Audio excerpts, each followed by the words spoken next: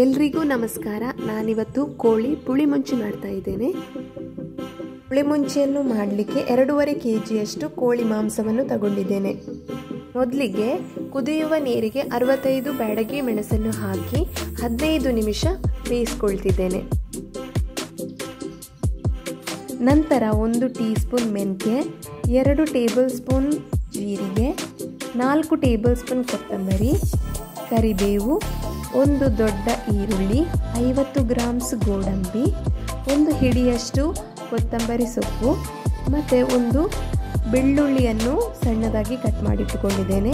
ಈಗ ಒಂದು ಬಾಣಲೆಗೆ ಎಣ್ಣೆಯನ್ನು ಹಾಕಿ ಕತ್ತರಿಸಿಟ್ಟುಕೊಂಡಿರುವ ಬೆಳ್ಳುಳ್ಳಿಯನ್ನು ಹಾಕ್ತಾ ಇದ್ದೇನೆ.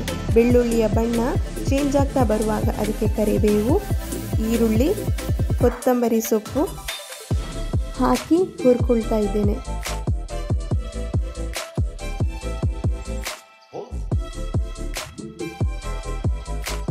ಈರುಳ್ಳಿ ಮತ್ತು ಕೊತ್ತಂಬರಿ ಸೊಪ್ಪನ್ನು ಸ್ವಲ್ಪ ಹೊತ್ತು ಬಾಡಿಸಬೇಕು. ಆಮೇಲೆ ಅದಕ್ಕೆ 50 ಗ್ರಾಮ್ಸ್ ಗೋಡಂಬಿಯನ್ನು ಹಾಕ್ತಾ ಇದ್ದೇನೆ. ಇದನ್ನು ಸ್ವಲ್ಪ ಹೊತ್ತು ಹುರ್ಕೊಂಡ್ರೆ ಸಾಕು. ಈಗ ಅದಕ್ಕೆ ಮೆಂತ್ಯ, ಜೀರಿಗೆ, ಆಮೇಲೆ ಕೊತ್ತಂಬರಿ ಬೀಜವನ್ನು ಹಾಕಿ 5 ನಿಮಿಷ ಹುರ್ಕೊಂಡ್ರೆ ಸಾಕು. ಈಗ ಇದನ್ನು ತೆಗೆದಿಟ್ಟುಕೊಳ್ತಿದ್ದೇನೆ.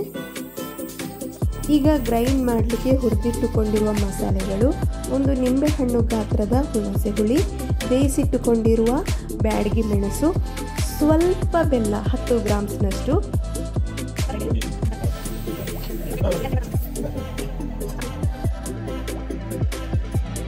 ಕೊನೆಗೆ 2 ಟೇಬಲ್ ಸ್ಪೂನ್ನಷ್ಟು ಅರಶಿನ, ನೀರು ಹಾಕಿ ಚೆನ್ನಾಗಿ ಗ್ರೈಂಡ್ ಮಾಡಿಕೊಳ್ಬೇಕು. ನಂತರ ನಾನಿಲ್ಲಿ 1 ದೊಡ್ಡ ಈರುಳ್ಳಿ, ಕರಿಬೇವು, 1 ಟೀ ಸ್ಪೂನ್ನಷ್ಟು ಮೆಂತ್ಯವನ್ನು ತಗೊಂಡಿದ್ದೇನೆ. ಈಗ ಮಣ್ಣಿನ ಪಾತ್ರೆಗೆ 4 ಟೇಬಲ್ ಸ್ಪೂನ್ ಎಣ್ಣೆ ಹಾಕಿ ಅದಕ್ಕೆ ಮೆಂತ್ಯ, ಕರಿಬೇವು ಮತ್ತು ಈರುಳ್ಳಿಯನ್ನು ಹಾಕ್ತಾ ಇದ್ದೇನೆ. ಈರುಳ್ಳಿಯನ್ನು ಸ್ವಲ್ಪ ಹೊತ್ತು ಬಾಡಿಸಿ ನಂತರ ಅದಕ್ಕೆ 2.5 kg ಕೋಳಿ ಮಾಂಸವನ್ನು ಹಾಕ್ತಾ ಇದ್ದೇನೆ.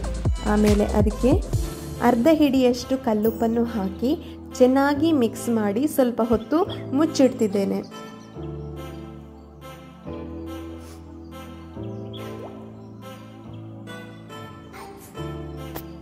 ಈಗ ಕೋಳಿಯಲ್ಲಿರುವ ನೀರು ಬಿಟ್ಟಿದೆ. ಈಗ ಅದಕ್ಕೆ ಗ್ರೈಂಡ್ ಮಾಡಿಟ್ಟುಕೊಂಡಿರುವ ಮಸಾಲೆಯನ್ನು ಹಾಕಿ ಅದಕ್ಕೆ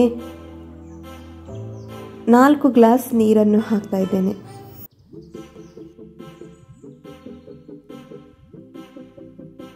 ಹೀಗೆ 15 ನಿಮಿಷ ಬೇಯಿಸಿ ಕೊನೆಗೆ ಕೊತ್ತಂಬರಿ ಸೊಪ್ಪನ್ನು ಹಾಕಿದರೆ ಮಂಗಳೂರು ಸ್ಪೆಷಲ್ ಕೋಳಿ ಪುಳಿಮುಂಚಿ ರೆಡಿ.